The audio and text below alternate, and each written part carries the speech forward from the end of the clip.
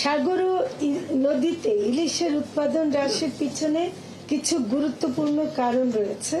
আপনারা মিডিয়াও কিন্তু অনেক সময় অনেক তথ্য আমাদেরকে দেন, আমরা সেটা দেখি। কিন্তু আমি একটু বলতে চাই, ইলিশ মাছের জীবন চক্রের জন্য সমুদ্র নদী উভয়ের পরিবেশ অপরিহার্য। মানে ইলিশ সমুদ্র থেকে নদীতে আসবে, আবার যাবে, একটা সে মাইগ্রেটরি ফিশের একটা বিষয় আছে।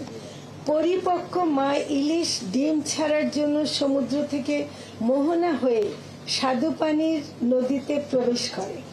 ডিম ফুটে লার্ভা বড় হয়ে সমুদ্রে ফিরে যায় এবং পরিপক্কতা অর্জন করে। জাতীয় উৎপাদনের প্রধান অংশ বরিশাল বিভাগ থেকে আসে, যা প্রতি বছর মোট উৎপাদনের 85%-এরও বেশি অবদান রাখে বরিশাল থেকে। ইলিশের টেকসই উৎপাদন নিশ্চিত করতে প্রাকৃতিক মাইগ্রেশন রুট সমূহ যেমন মেঘনা, তেঁতুলিয়া, মোহনা অক্ষুণ্ণ রক্ষা অত্যন্ত জরুরি। ভোলা, নোয়াখালী ও ভোলা পটুয়াখালীর মধ্যবর্তী মোহনা ইলিশের বৃহত্তম প্রজনন ও মাইগ্রেশন পথ হিসেবে বিবেচিত। তবে এই মোহনায় অসংখ্য চর ও ডুবোচর রয়েছে।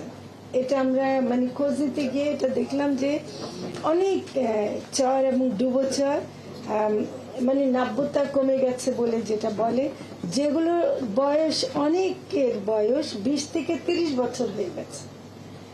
জোয়ারের সময় এগুলো 4-5 হাত পানির নিচে থাকে, আবার ভাটার সময় জেগে ওঠে, যা নদীর নাব্যতা ও প্রজনন পরিবেশের জন্য চ্যালেঞ্জ সৃষ্টি করে।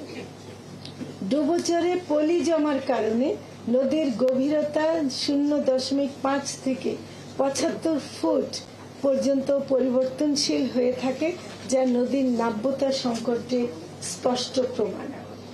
ইলিশ আহরণের অন্যতম আরেকটা প্রধান বাধা, যেটা আপনারাও অনেক সময় দিয়েছেন নিউজে, সেটা হলো অবৈধ জাল ও স্থায়ী ফাঁদ জাল, যেটা ফিক্সড ইঞ্জিন বলে, ওগুলোর ব্যবহার। অবৈধ জালের মধ্যে কারেন্ট জাল, মশারি জাল, ফিক্সড ইঞ্জিন, চায়না দুয়ারি আছে ইত্যাদি ব্যবহার বেড়েছে।